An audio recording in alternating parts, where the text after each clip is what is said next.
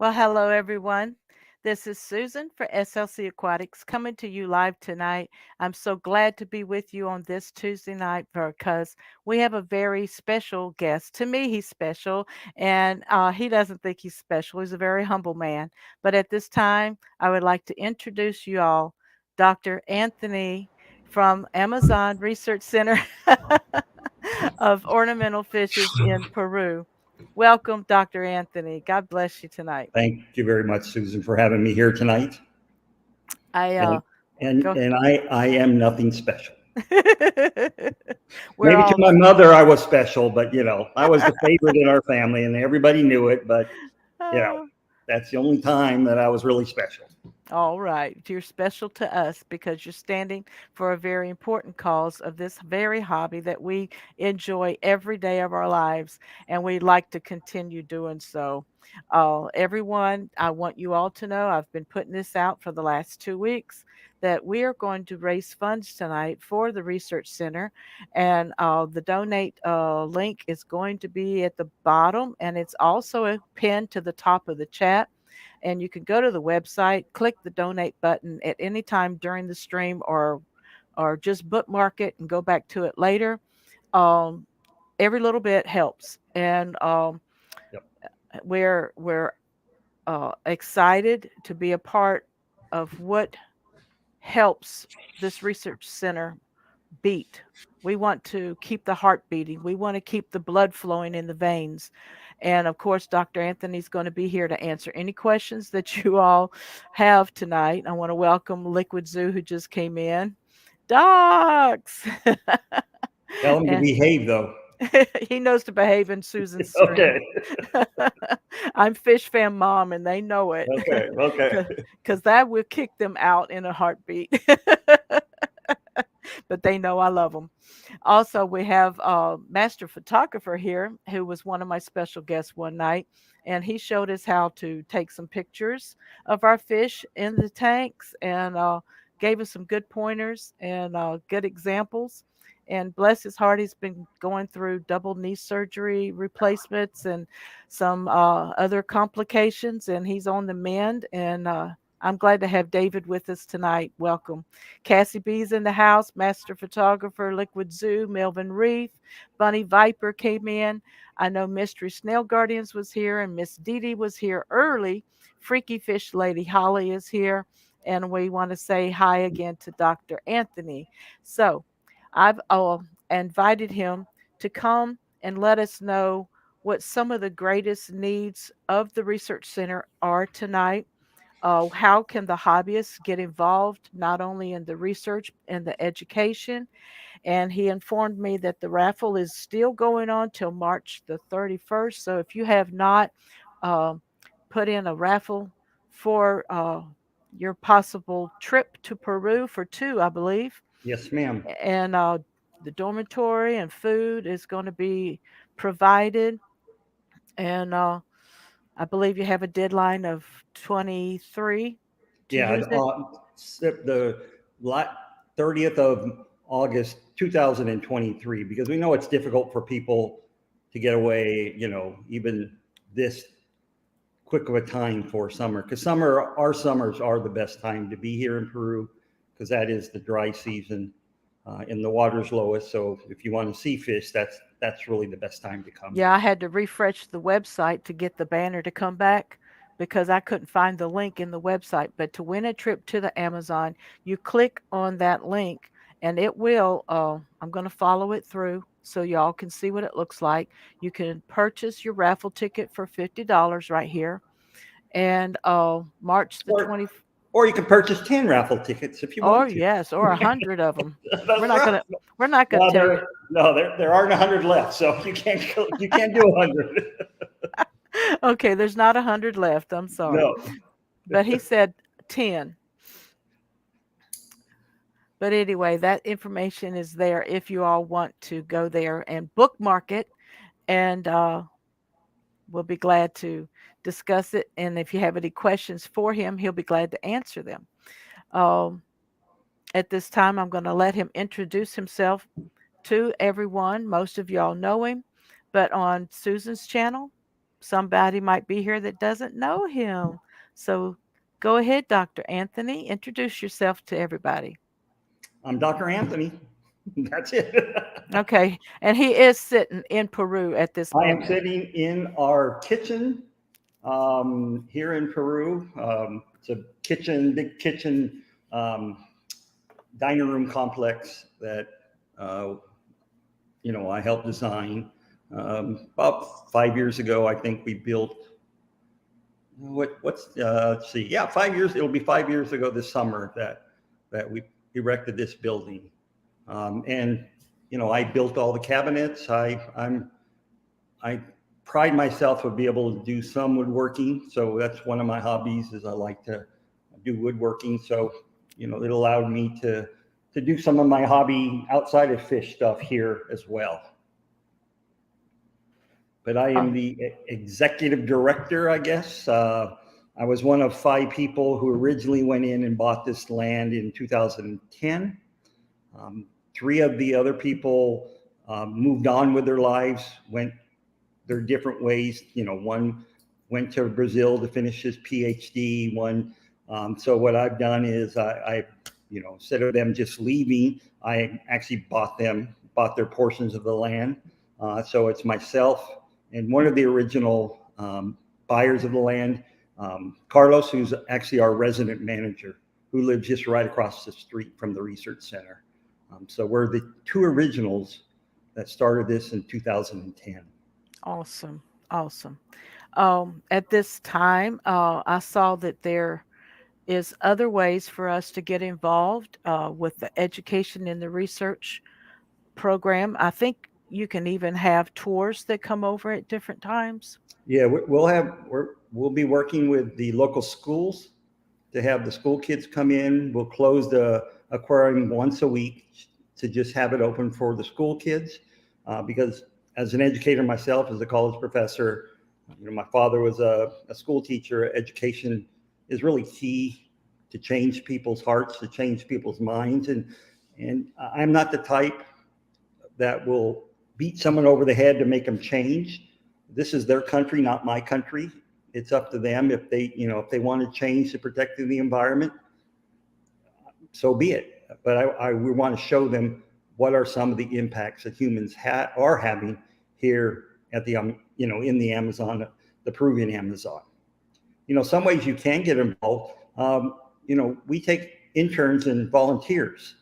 The only difference between an intern and a volunteer is most students like to be called interns, and us old people like to be called volunteers. Yeah. So there's really no difference. The only thing we ask you to do is to spend at least 3 weeks here, because we don't want to train you for a week and then have you go home 2 days later. To be an intern or a volunteer, we have on our website an application. That application comes directly to me. And so as part of that, what you pay for is your way to Peru, and then you will be housed here at the research center in the dormitories, and you'll be fed whatever we eat, you eat. Awesome. And so And that that's an so easy way to get involved. so how is the diet a little different for some of us? Well, because it's the normal diet, they eat a lot of starches here. There's Mhm. a um, there's a starchy vegetable they call yuca, which is really just pure starch. Okay. That's what they eat in place of potatoes, even though potatoes are native to to Brazil, to Peru, to Mhm. the whole Andes region, and there may be 200 different types of potatoes. Here in Iquitos, you can find maybe 3 or 4 types of potatoes. That's it. Okay. But they're good potatoes. You can find Yukon Golds, sweet potatoes, which they call what do they call them? It'll come to me. But you have these little tiny potatoes, what we would call stewing potatoes. Yeah, our But new potato. most people here eat chicken.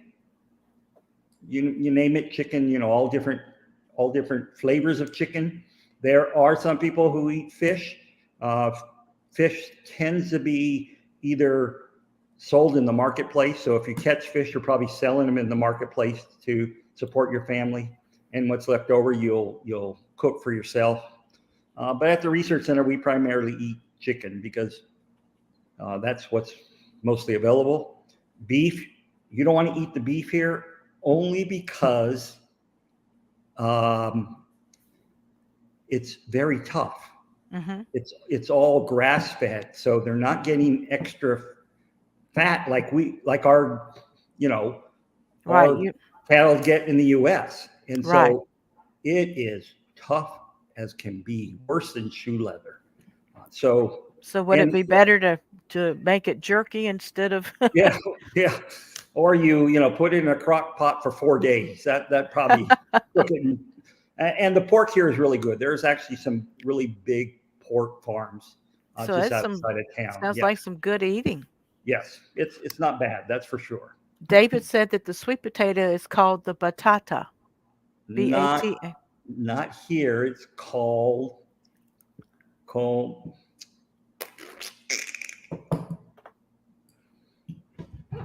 I should text my We will come resident back. director. Yeah. Camote. It's called camote. That's what it's Mote. called. Camote. Yeah. That's what they call it here. Maybe a local dialect that they call camote here. Uh-huh. Want to say And hi to Isla Sean. How you and doing? I want to say hi to Eduardo. I can actually see him. So I have no idea what was happening, Eduardo. You know what? But I can't see you in the YouTube. I can only see you in StreamYard. So we're having problems for some reason. Eduardo and I cannot see each other's chats. That's crazy. Yeah, and I looked in my So I apologize. That was not master photographer. That was Eduardo. That's what okay. Yeah, that said that. I'm Yeah, sorry. Forgive me, honey. but yeah, I've checked my block list, and I only have one person blocked in Google, and that was from like 5 years ago, and no one's blocked in my YouTube. So who knows? I think he has me blocked since I beat him out on a Yeah, it's his auction. fault. Yeah, Yeah, it's his fault. blame someone else. That's my viewpoint in life. Never my fault. Oh, if anybody has any questions for Dr. Anthony tonight, please put a Q before it or highlight my name or his name because I've added him as a moderator and he'll see it pop up in chat also. So, hey, Ed's picking up cichlids. He's been down there with to Peru. With Margarita Tours, yeah, they eat a lot of fish on the boat because they'll catch the fresh fish there. It's much cheaper to catch fresh fish than it is to go into town and buy all the stuff. Yeah, he did a couple articles for me in the hashtag FishFam community newsletter that I put out bi-monthly. And he broke it up into two parts, or I broke it up into two parts. I can't remember who did it. And the fish that he collected and was able to bring back with him, and his adventures back then. I don't know what year it was that he went, but he definitely enjoyed himself. I want to say hi to Danican Aquatics, Geek Boy. So I'm not going to be typing everybody's name in chat tonight because I'm busy. I have a guest. So I guess y'all can understand that. And I thank God for the moderators helping say hello to everyone. There's Dina of Everything Aquatic. Good to have you with us tonight. There's some people that I haven't seen in other streams for sure. So, I am seeing new people. Okay, great. So show love for love, as Mom says. Go over there and subscribe and hit that notification bell and follow everything that he puts up on his YouTube channel. We're going to put them on the screen right quick. You put out a couple videos a day ago and one 4 hours ago. Yep. Some of the local small shrimp that we have here in the rivers. These are about an inch long. and Yeah, they're full adults. do you hear the audio? I don't think I shared it. You know, I didn't do anything on it, so there's no audio. Okay. So I wasn't saying anything. The only thing you can probably hear in the back is our pump. That's it. Uh-huh. I hear it, but y'all might Okay. not hear it. But this is the local shrimp. There's three species of shrimp that's often collected. Two are the small miniature shrimp, and then another is a much larger shrimp that's about 3 inches long. That they're infrequently sold in the hobby out of Iquitos. It just when you're talking about Cardina and Neocardina shrimp with their bright colors, these shrimp here don't stand a chance against those shrimp. They look like small crayfish to me. Yeah, they look like they have the large claws like lobsters for sure. Uh-huh. Yep.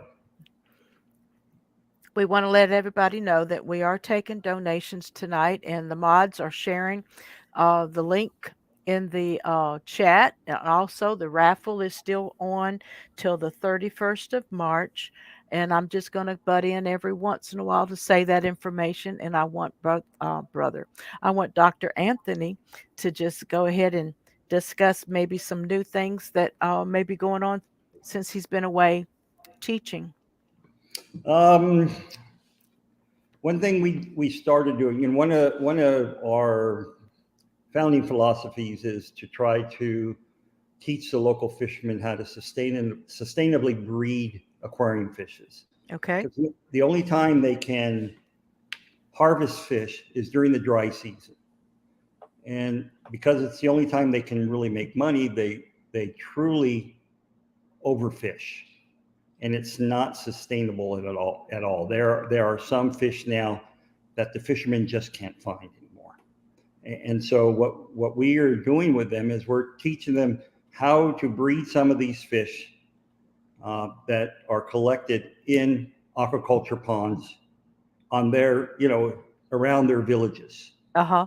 And so what that does is it gives them a steady income all year long. So the times when they can't fish during the high water mark, when the fish are so dispersed it's difficult to catch them, it will still give them a product to sell.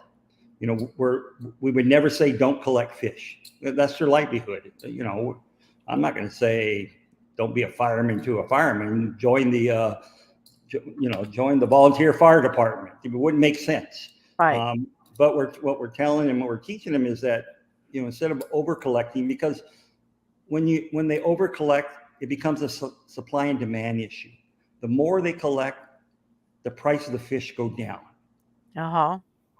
So that makes them have to collect more to make up all that money. And as they do that, the prices precipitously drop.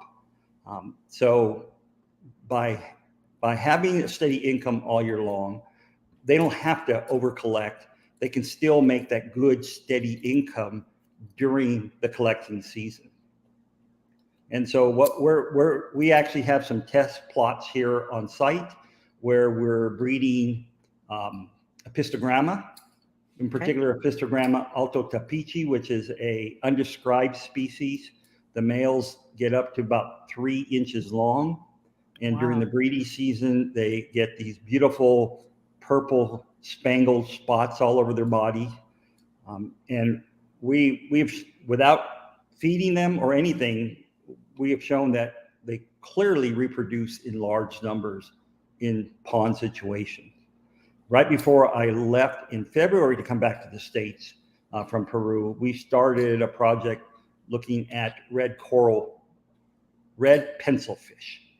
Okay. Which is a highly sought after species in the aquarium trade, but it's critically endangered because it's only found in one location, and so it's easily over collected. Okay. But they also have a lot of habitat destruction in that area. It's in a little village about 12 hours upriver from Iquitos. Okay. And so those fishermen are getting a penny a fish maybe, and you buy them in the pet stores for $12, $20. So there's a disconnect between what we pay for a fish and what the fisherman gets paid.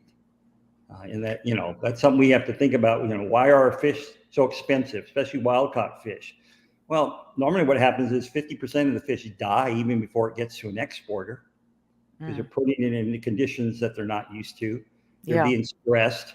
And most of the exporters are not going to spend lots of money on food because, they want to ship fish as quick as they can.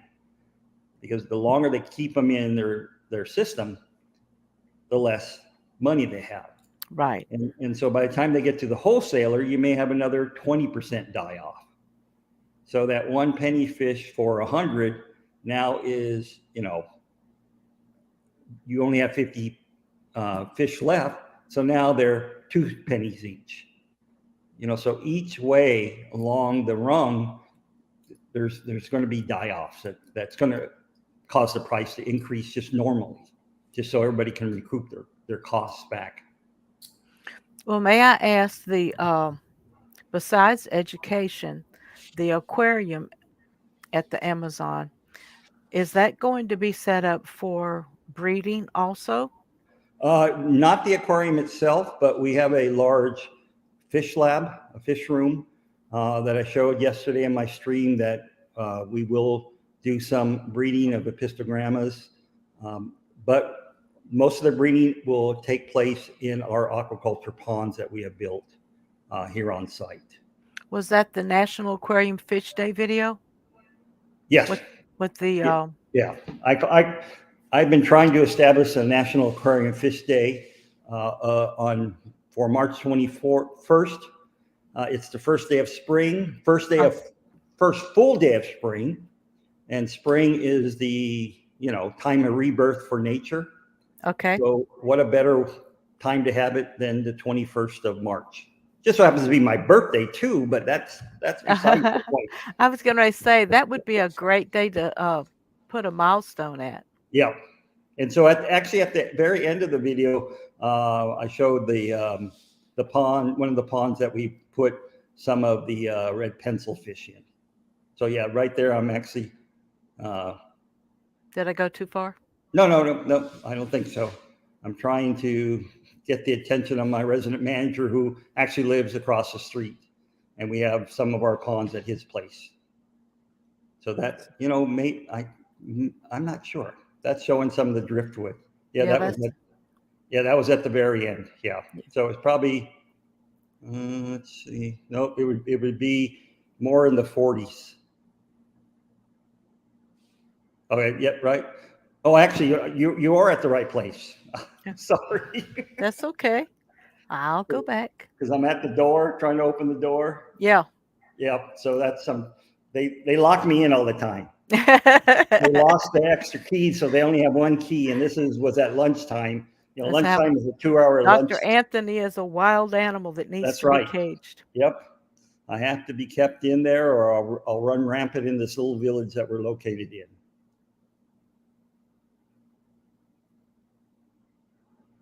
Like I said, I don't have the audio shared. So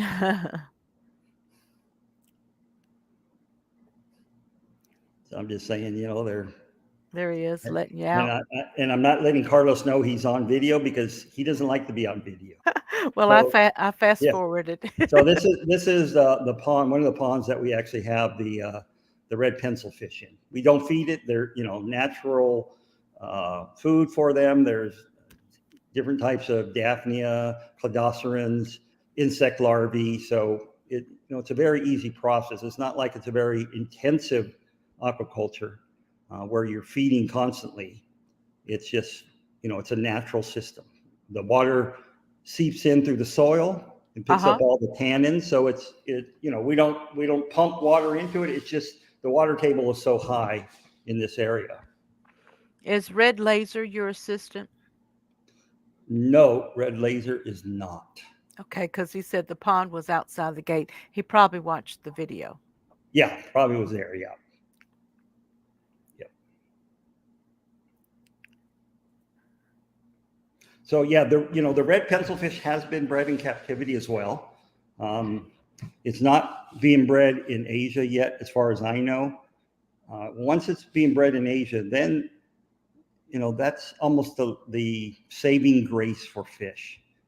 If they can breed them in high numbers in Asia, then you won't rely on the wild caught fish as much. There's still people who want wild caught fish, and let's hope they do, because then these people who have these jobs will no longer have the jobs. COVID hit hard around the world, and it hit particularly hard in the aquarium fish industry because, especially in Peru, they stopped all flights within Peru and coming in or going out of Peru. So for 6-7 months, this country was totally locked up. Yeah. And so, if your livelihood depends on you working with someone who ships out fish, the exporters aren't going to be buying fish anymore because they're just going to be sitting there. And no one knew when they would open up the borders again. Yeah. That had to make it rough. Yes. Ed said that when he came, he only got half of his fish shipped to him. Let's see, how did he word it? I only got back about half of the fish I caught and took to the wholesaler to ship back to me. And that's always the high risk sometimes of going from, the fish being stressed out, Yeah. dying before they get shipped, and then holding and going through the stress that the Well, transshippers are doing. I think what he may be implying is that the fish stayed back here. Okay. They weren't shipped for him, even though they were still alive, per se. Okay. It really depends upon who the exporter is. I've dealt with some really bad exporters here over my time, Uh-huh. and some really good ones. And just because they're big doesn't necessarily mean they're good. That means they just have a lot of fish. And so I actually work with a exporter that I trust with all my fish. He is willing, because when we go out and collect fish for the aquarium, if there's a particular fish that I want, I will keep it back. And it doesn't have to be a rare fish. It's just something that I, want for home. And so the exporter will ship me back all the fish. Great. And I'm not buying fish from him per se. I just use him as my transshipper, so to speak. Yeah, Ed was letting us know he does have some of the red pencil fish that he's hoping to breed soon. And another thing that you might want to bring up is the cares fish and the red list Yeah, fish yeah. The that you CARES deal fish. with. Hmm. Yeah, the CARES fish is really important. It was developed by the American Cichlid Association to begin with. So it really populated with cichlids, but now it includes all families of fishes that are in the hobby. The only problem with the CARES program is that it hasn't been updated in about 3 years. Oh, So they haven't added new fish to that program yet. But yeah, that's my Monday morning series live stream that I have is all about fish conservation, and I give a talk to fish clubs about how can you get involved in fish conservation. And one of the ways you can get involved in is breeding some of these care species and giving them away. I'm a hobbyist. I, our research center is totally nonprofit. Any fish that we produce on site, we never sell. It never goes into the marketplace. The exporters don't get our fish. What we do is we either keep them on site in the public aquarium, or we have been able to get the Ministry of Fisheries blessings to actually reintroduce these fish back into their native range, because the ones we're breeding are only the ones that are in bad condition in terms of their population numbers. So we're trying to reestablish the populations of some of these fish. And it's much easier for us to do it because they're not in a foreign situation. They're not being housed with fish that they're not found with. When you Right. have aquarium fish back at home and you try to say, okay, I'm going to try to reestablish this population or these populations, well, they have to be isolated for so long to make sure they're not carrying the diseases. The water conditions are not the same. Well, they're in their natural waters here, and they're only being kept either by themselves or with fish that are found in the same area. So it's a much easier process for us to reestablish, to reintroduce these fish into their native ranges. Well, I wanted to know, as a hobbyist, you know what fish that I keep, we discussed it briefly. Um, how can I acquire some of these fish that may already be over here? How do I get to find, I guess I need to find someone who's importing.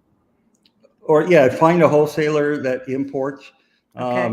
Seagrass Farms is one of the Florida fish farms that also brings in fish from Peru. Okay. So you just need to find your local pet store and see if they get fish from, what wholesalers do they get fish from? Um, because there's still a lot of fish being brought out of all of the Amazon for the aquarium trade. You just, you just have to know what wholesalers to go find them. You could buy them on Aquabid, but you're going to be paying 10 times more than you would even at your pet store for some of these, especially for some of the rarer fish that, you know, or some of the fish that people really want. I heard a comment the other day that Aquabid right now is low on stock, that they're actually selling, of quality things. You probably can find sellers that are not very reputable that are still Yeah, selling yeah, yeah. things. But I assume that you're encouraging us to join a local fish aquarium club Oh, yes, yeah, that yeah, will participate in the cares. And yes. there's, what's that other program where you breed and they buy back, or There's a breeder award program yeah, to like get, BAP, but yeah, yeah, BAP, BAP, breeders award program. And then, not every club um, has a CARES program. right, And some do, and then it falls away because a lot of the CARES fish aren't the most dynamic looking fish. They're not the most spectacular looking fish. right, And we all want fish that look good in our aquarium. uh, I'm on the mindset, sure, my tanks at home are filled with pretty fish.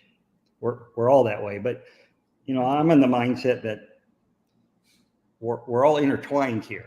yes, All of nature is intertwined, whether you're an ugly fish or a good, beautiful fish, you know, you have a right to exist because you are. And, my students ask me, what good is if, a fish goes extinct? But what's the big problem? Well, we don't know what the problem is. We don't know what ramifications that one particular species has in the whole ecosystem. right. And so, I'm on the mindset that ugly fish have a right to exist too. With your school teaching, you're a professor at a college over biology and environmental studies. I'm sure you have liberties. I know you have a stimulus package or whatever you have, not a stimulus package, I don't even know what the college term is. You We, have uh, I have a small research budget. you do have a small Yes, research. I so have a Okay. small research budget that that gets me to Peru basically once a Okay. year. Okay. Every all the other the other things that I do for my research um, comes from my pocket. It's we you can bank all that money and not go use it, and then 5 years from now you have much more money. But I come to Peru 3 or 4 times a year. My research budget won't even it covers one trip, and that's it. But that's fine with me. So I are come you here. there in Peru during the spring break and then you go back to Well, right California? now, we're in spring break. So that's why I'm here right now. But in the summer, I will leave. This summer, I think I leave May 25th and return September 1st. So during the summers, I'm gone the entire summer here in Okay. Peru. All right. How could we help with maybe your college expenses or uh, You know, I think it's more important for people to, if they really want to donate to the cause, uh, to donate to the research center, because as a nonprofit, they get a tax benefit. They can write it okay. off on taxes if they itemize their deductions. Right. You send me money for my research. That's like giving me money. You know, Okay. it's a great sentiment, but you yourself get don't get the benefits you would if you donated to the research center.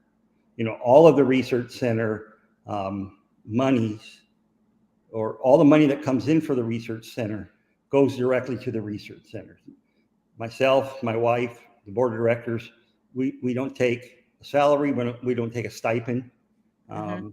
We're all doing this because, you know, we believe in the cause. And so, you know, I had someone, a YouTuber, that's not the real term for it anymore. I guess it's a content creator, YouTube says now, Yes. uh, you know, asked me if we were willing to share our financials with them, because, you know, they wanted to make sure if they donate that it was donating to a worthy cause. And my wife and I have no problems. You know, people are afraid to donate because there's a lot of, even some of the big charities, that administrative cost is 60-70%, and that goes directly to salary to the board and things of that sort. Well, you know, my wife's a nurse. She makes decent money. I'm a college professor. We live a comfortable life. We don't need to make more money off the back of the work that's being done here. That's To me, that's a little greedy, and you know, And I, I I'm I might I'm not greedy. I'd like to add to that that um you don't you don't want accolades or anything, No, but no, you do this because you love it and you believe in it and you have given your life to this cause of research and survival of the ornamental fishes, educating the locals so that mm, they can learn how to keep the environments alive instead of draining them and sucking them dry to where there's no life left in their environment. And then they don't realize that they're working themselves right out of a living yep, as well as affecting the environment. yeah. You know, So, we are the only research center in the world whose sole purpose is for ornamental fishes. You know, a lot of research centers. There is a couple of Peruvian national research centers that are found all over Peru. Their main goal is for food fish, which is really important, and they may do some ornamental fish on the side. But you know, we're only concerned with ornamental fishes. And I'm not saying that food fish are not that important, but because they are, you know. yes. Of course, it's important to find better ways to produce fish for food. Is a great thing. You know, I teach sustainable aquaculture at my university, so you know my students know that it's an important process that we all must do. But you know, because I've been a hobbyist for over 50 years, I've had this love of aquariums and tropical fish that, you know, not many people have their advocation as their vocation. You know, their hobby Right. is their jobs. Hmm. Maybe that's good, maybe that's bad, but you know, I think about There's fish. an elite group of people that can do that. And not just anyone can do that. And it takes someone with a special heart and the willingness. You know, it takes us just like these volunteers that you're opening the door to. You know, come for 3 weeks. Let us train you, and then apply what they've learned that first week Yeah, for a couple weeks, and then you can take it back to your residence and apply it there. So the education never dies, it lives and it evolves. And part of the saving the environment is is keeping our earth alive and realizing that if one area dries up and dies, it can be like a plague. It just spreads to where it takes more energy and effort and finances and everything to rebuild something. Why not grab a hold of it where it's in its current situation and start improving it one day at a time? Yep.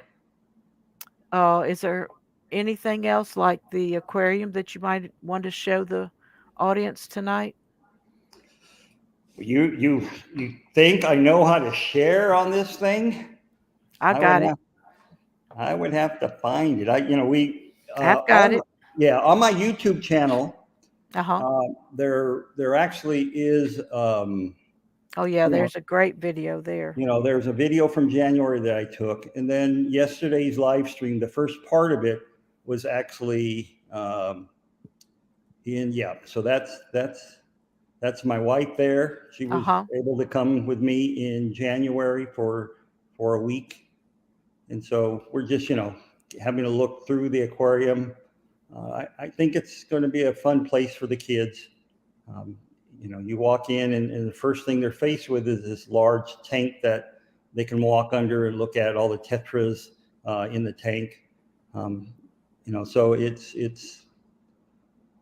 something that we think will do good in the area. And I apologize, everyone, that you will not hear any audio from this video. I did not share my audio. But they can go to my channel if they want to hear my wife talk. And then she turns it over to you. Then she turns it over to me. Yes, yeah. All right. Does anyone have any questions for Dr. Anthony tonight? Skippers is here, and he says that he is lurking and working in the fish room in the basement. Hey So, there, Skippy. and of course, Daniken Aquatics is here with us tonight, and he said he has some of the fish that are from, I guess, from Peru, maybe from imports. I And he can't has remember. some of the Kara species as well. Yes, Yeah. but I like. I used to have a natural aquarium uh, set up with some fry from my creek. I have a creek that runs down the side of my house, and I used to have a self-cloning crayfish that I loved watching her reconstruct the whole substrate Yeah. and build her caves and stuff. And the fry, I never really was able to identify. I don't know a lot of local species here. I apologize. I don't educate myself on that too well. But they were growing from, like the size of a pinhead to maybe an inch and a quarter. But as they got older, they started hiding more instead of coming up for food. And it wasn't as fun watching them grow anymore. So I reintroduced them back into the creek that I took them out of. And I know we don't advocate or encourage that happening a lot in the hobby if you haven't brought them out of your own water source. And some local authority or legislation doesn't allow you to do that in the beginning. So don't get yourself in trouble with the law. Find out if you can and find out if you can't. And do you have any thoughts on reintroducing them back into the wild? If you do it responsibly, if like I said, if you don't mix them with other species, if they're only in, tanks with species that are found in the same environment, it's not as bad. Um,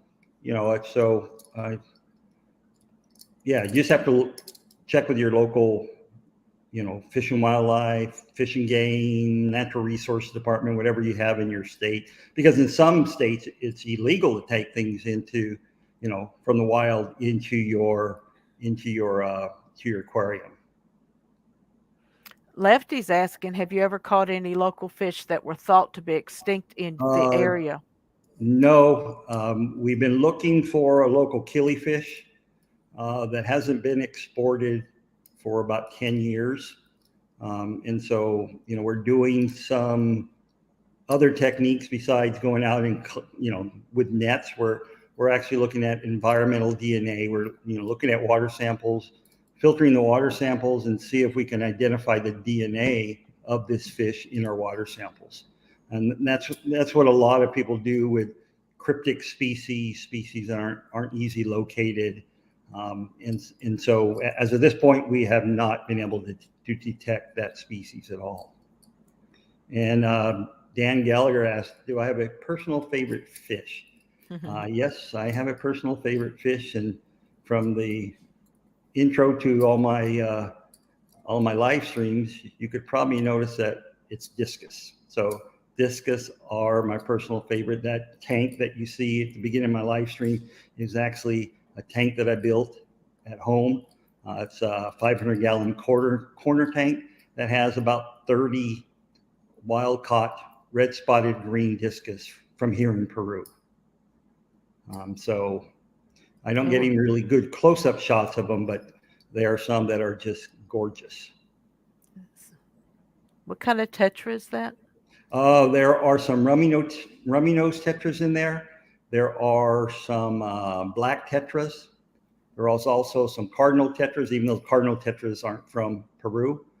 My wife prefers cardinal tetras over neon, so I have to appease her sometimes.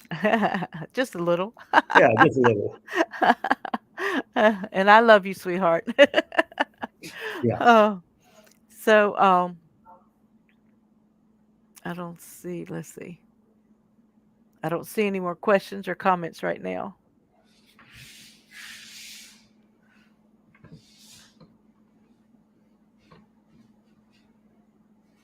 So I want to say happy belated birthday to you. Thank you. We discovered that your birthday, did you say the 21st? 21st, yes. That's the same day as my husband's, and he was born in 62. And so he just turned 60 this He's a year. young man. Yeah, I was born on my uncle's birthday. Uh-huh. And then I have a niece that was born on my birthday. Wonderful. So we had 3 people in our family that were born on the same day. That's unusual, but Yes, very unusual. Yep. And my niece was born on my 16th birthday. And, oh wow. 16 is supposed to be a big birthday. Oh yeah. Well, everybody forgot about my birthday till a week later. She stole the glory. Yes. But, my parents made up for it. They bought me a 55-gallon tank. So it was all good. All right. I still remember they bought me that 55-gallon tank. Wow. Lefty asked, how did Dr. Anthony find the fish fam? Feels like one day he just appeared and has been hooked ever since. Let's see. Was he a long-time lurker? I don't know. Were you? Not really. I'd occasionally seen some videos of some of the most the people who have probably the highest number of followers. They would pop up when I would just go tropical fish, and then I found, I don't know whose video it was, a live stream. I'd never seen a live stream before. I'd always catch other videos that were recorded. And so I said, oh, someone has a live stream. And they mentioned the Fish Fam link. So I went to the Fish Fam link page and saw, wow, they have all these people talking about fish. This is unbelievable. And I was hooked. And that was probably only, 3 or 4 months ago. Wow. It wasn't that long ago that I knew you all existed. Wow. That's amazing. And I'm so glad you found us because I've enjoyed your content ever since. And I've seen so many special interviews that you've had with Alex over at the Secret History in Your Aquarium and the Aquatic Morning Show. And I know there's been other channels that you've been on. And I feel very honored to have you with me with my little bitty channel that I have. Well, yeah, you have quite a few followers. I mean, well, I don't appreciate think that. you're just a little channel with over 1,000 followers. You're doing something right for sure. I'm just I'm just lazy and laid back and chilled, and as long as I've been doing it, you'd think I'd know a little bit better, but I make some really stupid mistakes. We all do. I mean, like I said before, before the stream started, mistakes are there to It's learn. I what mean, that's make what us. makes us who we are. Yes. You know, Alex, Alex's live stream was the first live stream I was ever on.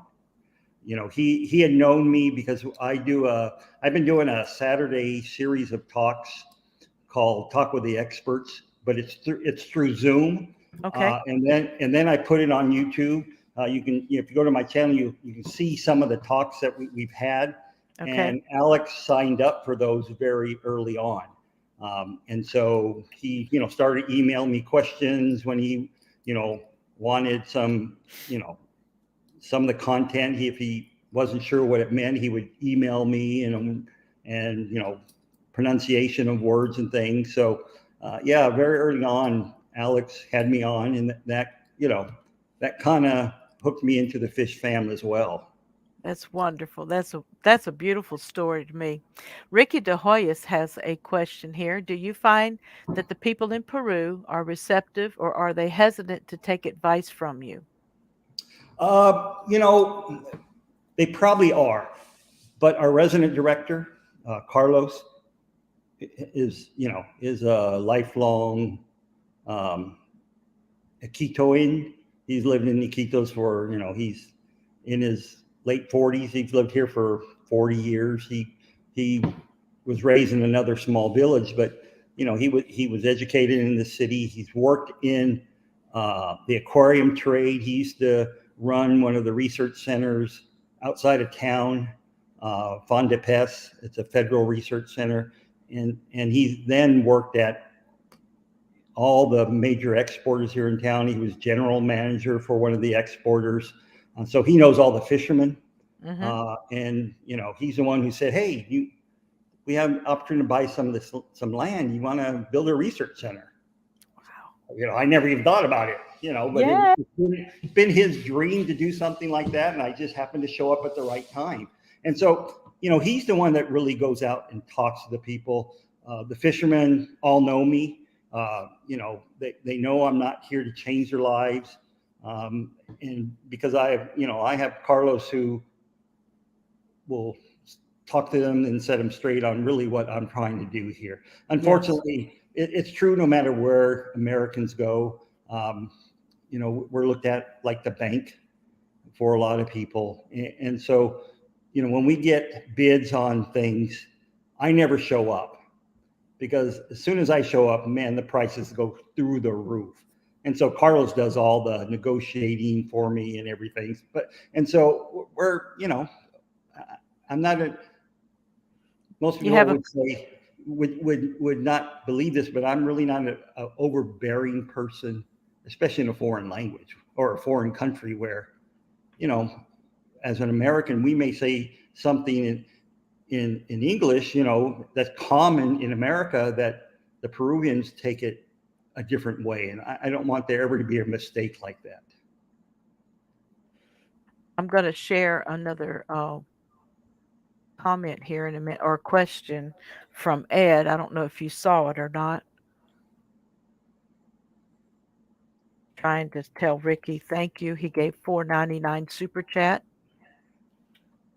and all proceeds will go towards the research center. So thank you for that super chat, Thank you. Ricky, and God bless you for that.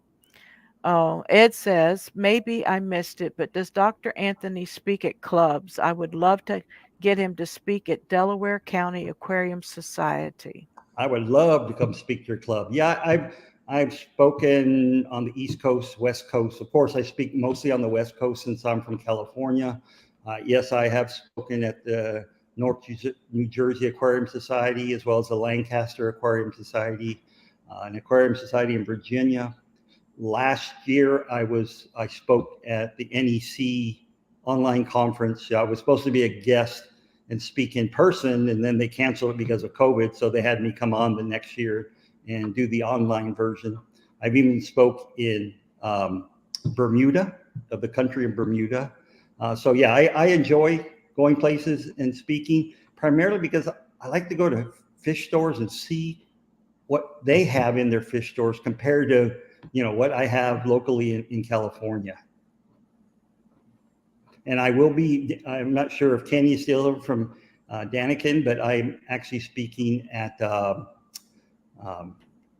Fishtoberfest in October. Okay. And when I get back, I will be speaking April 1st, April Fool's Day, at the Ohio Cichlid Association meeting, which is on Friday the 1st. I'm giving a talk there. So, yeah, I speak all over the country. That's wonderful. And how can they reach you You can to reach schedule? me my email if you want to post my I email. will.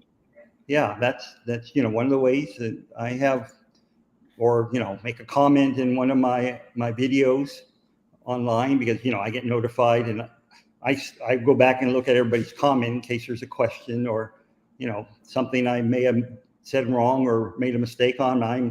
I'm a big boy. I admit that I make mistakes. I tell my students it doesn't bother me if I make a mistake and you point it out to me. I'd rather you point it out to me than have wrong information. Did I uh, spell that email correct? AMAZE? AMAZE, yeah, AmazonResearchCenter.org. Yes, ma'am, that is it. Okay. That's how you can reach him if you would like to book him to be a Yep, speaker, or if you have any other questions, he'll be yep. feel free to answer your questions when he gets to them. I don't know how well he does that. I do it very well. How dare you say you don't know how well? He does. He responds like we're talking on a phone. He really does. I love it. I don't ever have to guess on him. The first time I even asked you to be a guest, he was right there sending me an email, and I'm like, "Wow, this is I, not you know, what I'm used to." I find this to be fun. I mean, I'm an educator at heart. That's what I've been doing for all my adult life, and so to me, this is just part of the education process. Yes, and communication is important. Vanaski's here. And he's a proud member of Coast. Coast is our local fish club that we have in Southern California. Yes, I've known Vanaski almost 7 years.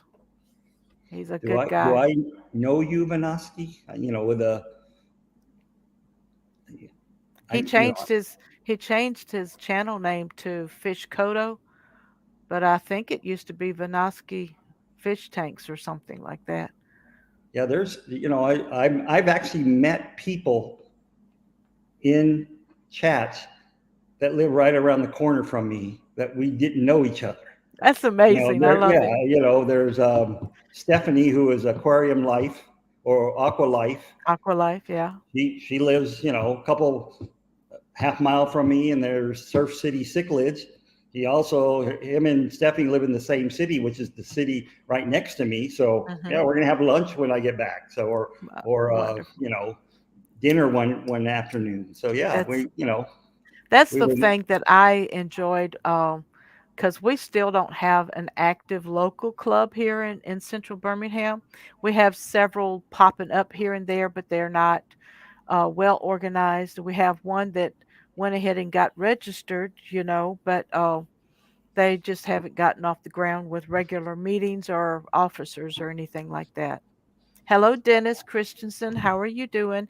Muppet 929. If anybody has a question for Dr. Anthony, you can go ahead and ask it. You can highlight my name at Susan for SLC Aquatics. That'll help me catch it. And Maybe Muppet will send us some cupcakes. oh yes, I have never gotten any of her cupcakes yet. Hint, hint. Dan Gallagher, I have never spoken in Arizona. There is Mexicali Aquariums or Aquarius. He actually contacted me about speaking in Arizona. I went to school in Arizona, did my PhD in Arizona, so it's a place that I have keep close to my heart. So yeah, I'd love to speak in Arizona. There's not a place I wouldn't mind speaking to. Daniel, I just enjoy going places. I want to say goodnight to Daniel keeping fish. He's over the pond, and he's got to get up early in the morning, and it's already 1 or 1 or going on 2 o'clock there, 1 o'clock. I, I'm not worth that much to someone stay up till 1 or 2 o'clock in the morning. Yes, Sleep you is are. important. No, sleep is more important for sure. He really sacrifices. But thank you, Daniel, and have a good night. And I pray everything goes well tomorrow for you. Oh. Well, okay, let's wrap this up and let's give us some final thoughts of the Amazon Research Center. And you want to recap on the raffle? Sure, you know, Let me see if I can pull that back the up. raffle supports the research center and all we do. It's probably the biggest fundraiser we've had where people get something out of it. You know, lots of times you have raffles where you can win a hat. Well, I thought what a better opportunity for people who may never have the opportunity to do something like this, to get the opportunity to come visit the Amazon. You know, that you can do whatever you want to here. You don't have to collect fish. If you're a birder, you want to go bird watching. You're a herper. You want to look at amphibians and reptiles. It you know we do a lot of things here, and this will be the opportunity for you and someone else, if at all possible, to come and spend a week. You know, Peru is just not the Amazon. You know, you can extend your stay and go see Machu Picchu. You know, go to Cusco. So that there's more things to do if you really, want to do it. And whoever wins, we will talk more about it on things you can do. Here we have the Manatee Rescue Center, which is down the street from us, where we work very closely with them, and they take actually orphaned manatees and rehabilitate them to put them back into the wild, after a year or so. And so they're doing really good work too. And so there's a lot of people here who are trying to save the environment, trying to preserve the environment, and try to conserve, the lifeblood of this place. This is a really good cause to support, and this has been a fundraiser live stream. There's been one super chat that came in, but I don't want you to donate to me because we don't get to share the full expenses with the reserve.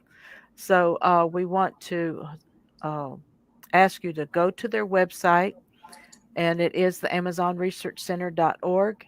Click the donate button, donate any amount that you can and want to, and it will go to a good cause. There's amounts they have preset, and of course, you can fill in your own amount. And And no amount is too small. I and mean, no, yeah, no, we're not going to, not at all. and here they're helping to preserve the biodiversity of the Peruvian Amazon and the ornamental fish hobby that you and I so much enjoy for conservation, education, research, and infrastructure. And Dr. Anthony, I want to thank you again for being my very special guest. You're very Anytime that welcome. you want to come back, you just hit me up, and I love to do co-hosting events, and it's an honor to have you with me. And It was an honor to uh, be here. well, thank you, and thanks everyone that's been here in the chat. Um, There was one more question Go ahead, that Kat. I saw that just scrolled up on on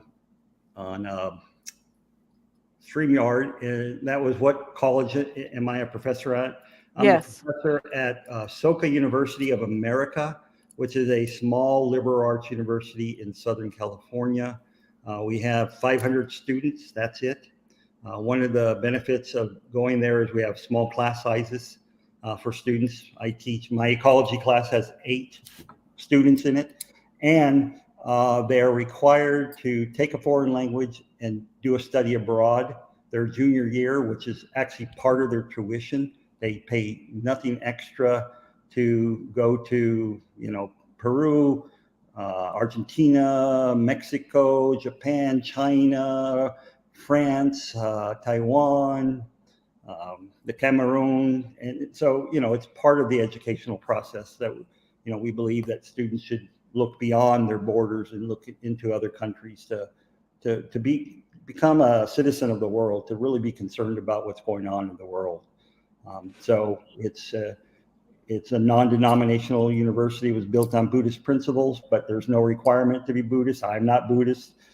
Professors aren't Buddhists. It was just founded with that in mind of world peace and global harmony, which a lot of private small universities were started that way.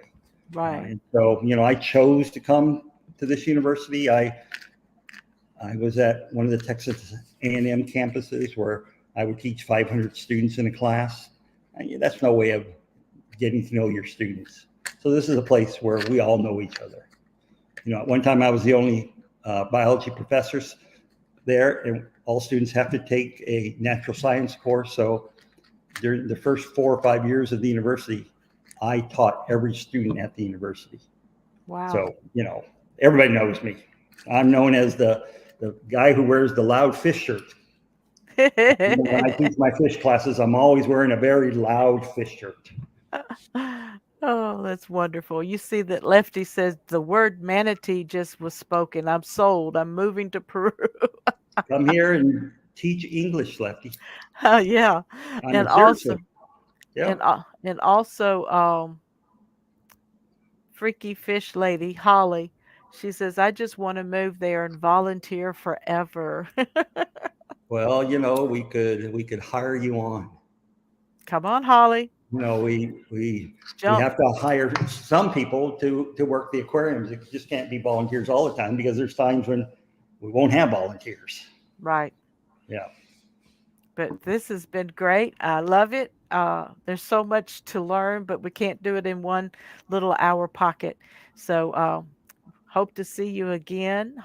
And again, thank you and Thank you you and very your much. lovely wife and that wonderful research center. I can't wait to see it. Those tanks get filled up and Yes. see those classrooms go through and be educated and enjoy seeing what they see. Y'all Thank you. have a good night. Thank you again. Thanks to the mods and everyone for being here. Susan for SLC Aquatics, hashtag Fish Fam Mom, touching lives one fish at a time, and Dr. Anthony from Amazon Research Center for Ornamental Fish, Peru. God bless. Bye Thank bye. you all.